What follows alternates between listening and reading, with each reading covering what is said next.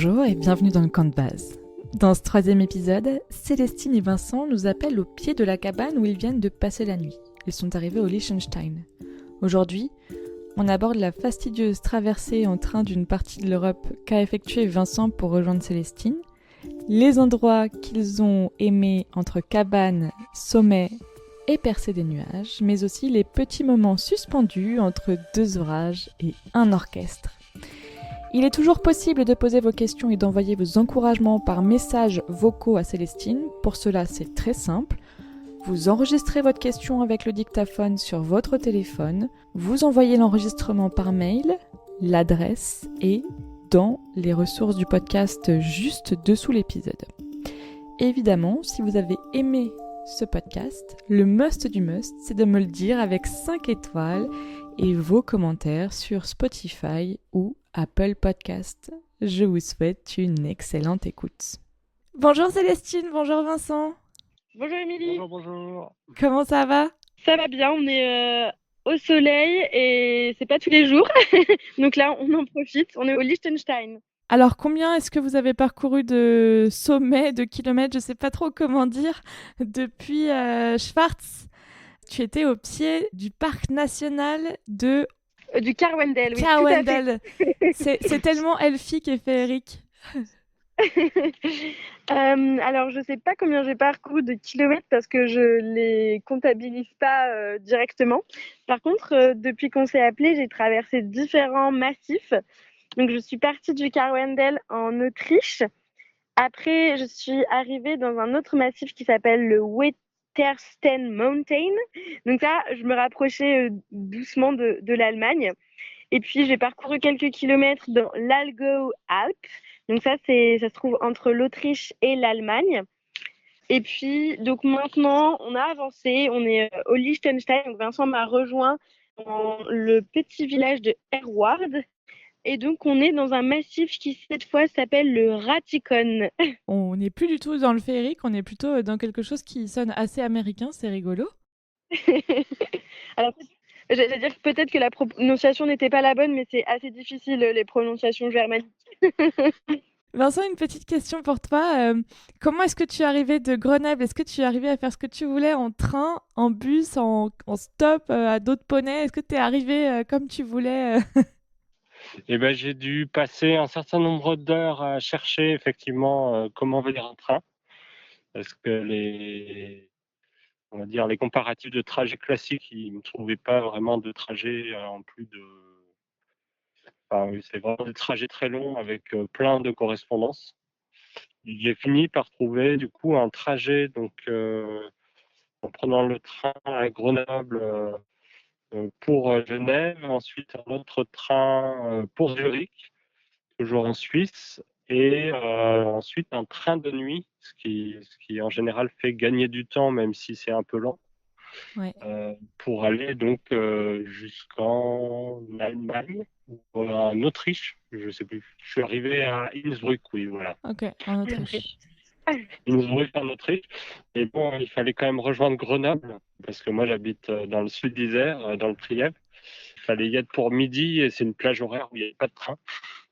Donc, j'ai dû faire du stop qui a failli ne pas fonctionner, mais qui a fonctionné. J'ai eu la chance de compter sur les habitants du coin qui m'ont sauvé et qui m'ont véhiculé. Bon, j'ai perdu une sandale en route Ok.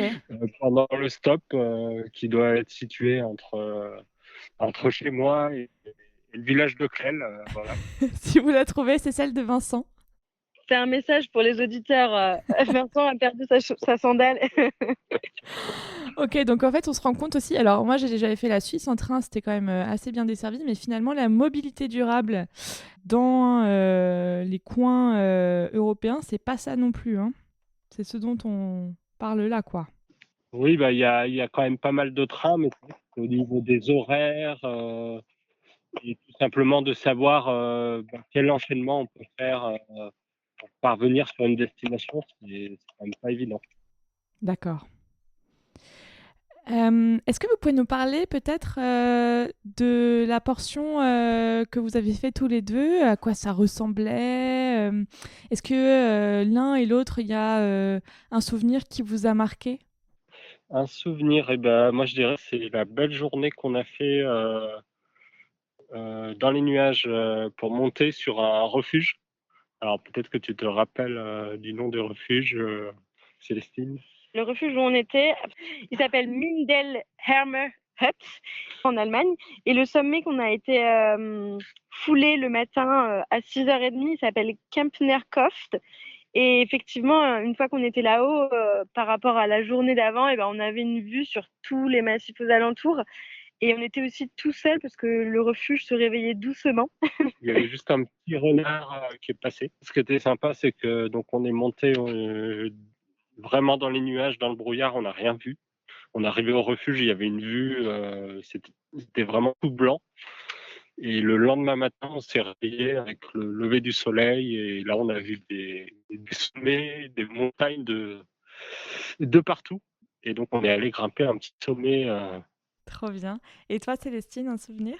Eh bien, moi, j'ai un souvenir de Vincent qui arrive en fait à ça m'a marqué. Donc, j'ai retrouvé Vincent dans la station de ski. Il est venu me chercher sur le chemin. Et au fur et à mesure de la journée, j'ai découvert un petit peu ce qu'il y avait dans le sac de Vincent. Et moi, je trouvais que le mien était assez lourd. Et en fait, mon coéquipier se balade plutôt avec des choses très lourdes. Donc, c'est-à-dire, il avait ramené une bouteille de vin, un poivron, une courgette. Et j'ai l'impression que ce sac était un peu comme le sac de Mary Poppins, c'est-à-dire que il y avait de la nourriture en veux-tu en voilà, alors que moi, je faisais uniquement des soupes lyophilisées, des nouilles. Donc, l'aspect nourriture, ça m'a beaucoup marqué. Ok. Et ensuite, le fait de marcher à deux, c'est une autre dynamique aussi. On a un camarade pour discuter. Et je pense que il y a quelque chose qui m'a marqué concernant Prince Louis Paul House. Pour arriver à ce refuge, il y avait un énorme névé récent. Et donc, moi, j'avais mes crampons. Donc, je suis passée par la neige et Vincent est passé par un pierrier.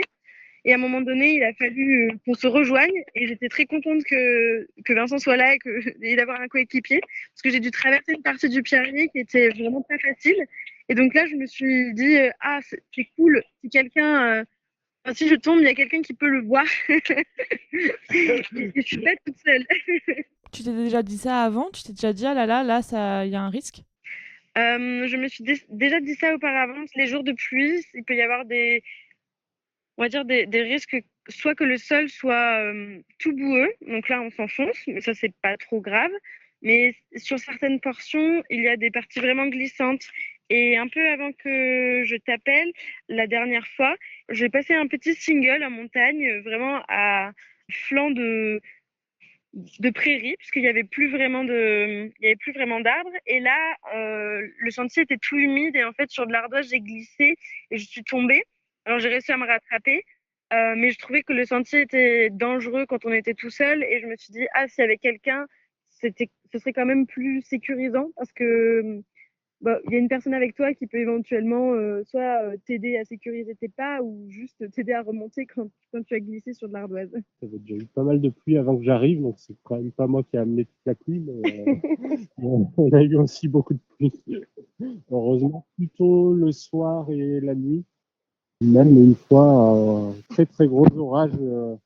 On s'était abrité donc sous un théâtre où il y avait des musiciens qui s'apprêtaient à donner un concert. Donc c'était un soir avec des très très gros orages, donc on avait bien fait de s'abriter sous un bâtiment. Et donc malheureusement, on a pu juste entendre les premières notes de musique, boire quelques bières, Ouais. et le concert s'est arrêté très vite parce que ça devenait dangereux de continuer à jouer. Il y avait des plombs qui ont sauté pour la sono. Mais vous vivez Voilà. tellement d'aventures en montagne, vous vivez plus d'aventures que moi qui suis à Grenoble. C'est trop bien, bravo. On peut dire que la vie alpine, c'est quand même une aventure assez particulière. Vincent, tu l'expérimenter. Donc, chaque jour, on doit trouver un bivouac dans des endroits qui sont à chaque fois soit des parcs naturels, soit des zones protégées Natura 2000. Ou des fois que des villes.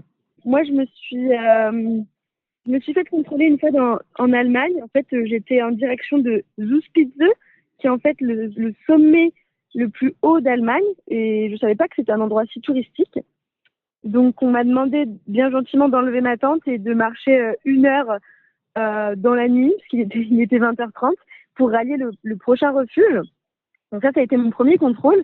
Mais surtout, ce qui a été très drôle avec Vincent, Deuxième contrôle. c'est qu'on a eu un deuxième contrôle, cette fois par soit des personnes de l'Office national des forêts allemande, ou alors des gendarmes, on ne sait pas exactement. On s'était éloigné du sentier, on était cachés derrière une maison, il était tard, il n'y avait personne. Et à la tombée de la nuit, il y a eu 2 gendarmes qui sont venus nous voir et qui nous ont dit que c'était interdit de bivouaquer et qu'il fallait qu'on retourne 6 kilomètres en arrière de là où on venait pour aller au camping. Et après argumentation, on a eu gentiment le droit de rester parce que notre étape était très longue et que les gardes connaissaient l'étape. Mais autrement, je crois qu'ils nous auraient mis dehors. Donc des fois, dans la vie alpina, il faut savoir faire preuve de bonne cachette. C'est peut-être le plus dur. Ouais. Et il faut dire qu'on ne trouve pas souvent des cabanes, comme on peut trouver en France, mais que la nuit qu'on vient de passer, on vient de la passer dans une cabane qui est ouverte à tous et qui est vraiment magnifique. Une très très belle cabane qui se situe donc dans le Liechtenstein. Et c'est ma première cabane sur la Via Alpina pour moi. Depuis plus de 10 jours. Ouais. C'est quoi là les prochaines étapes pour vous? Alors là, les prochaines étapes pour nous, c'est de faire des allers-retours à la frontière. C'est-à-dire qu'actuellement, on est au Liechtenstein. Tout à l'heure, on se trouve en Autriche. On va vers un refuge qui s'appelle Gafadura Hut. On repasse en Autriche. Ensuite, on arrive en Suisse. Donc, on va faire des petits allers-retours comme ça sur la crête au niveau du Liechtenstein. Et ça pour 6 étapes dont on n'a pas de possibilité de trouver des villages. Donc, on a 6 jours d'autonomie avec nous. Donc, des sacs quand même plutôt bien chargés, avec encore quelques poivrons.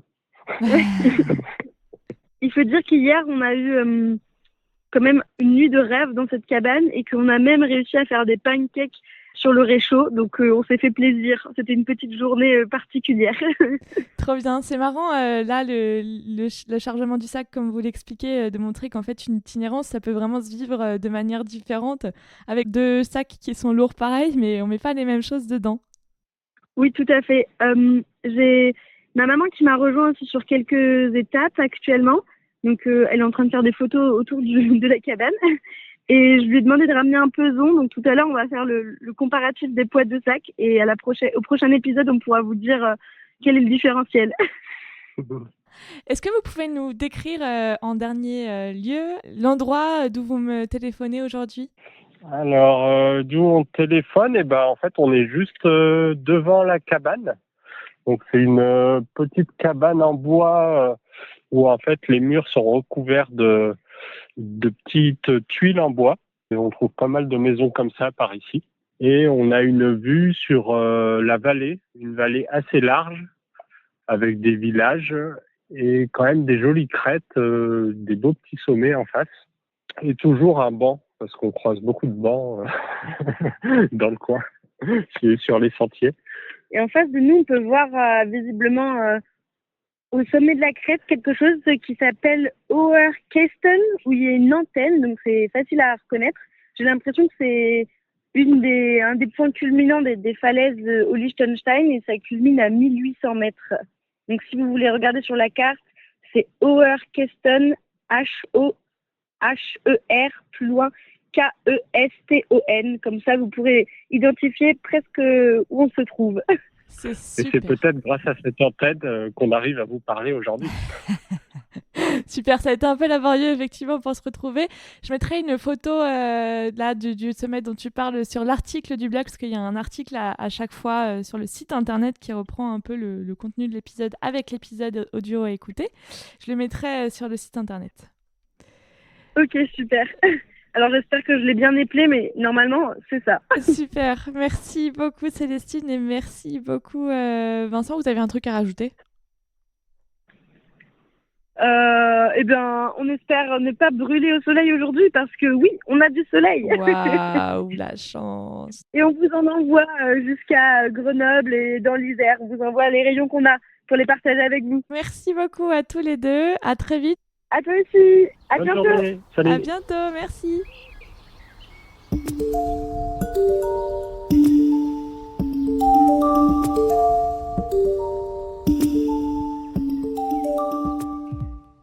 Et voilà, le 3e épisode de l'aventure de Célestine sur la Via Alpina, c'est terminé pour aujourd'hui. Si vous voulez soutenir le podcast, vous pouvez laisser un message sous l'épisode sur Spotify, vos étoiles et vos commentaires sur Apple Podcast. Et pour ne rien manquer, inscrivez-vous sur la newsletter. L'onglet intitulé La lettre est sur le site www.campdebase-podcast.com. À très vite dans le camp de base. Rencontre au sommet.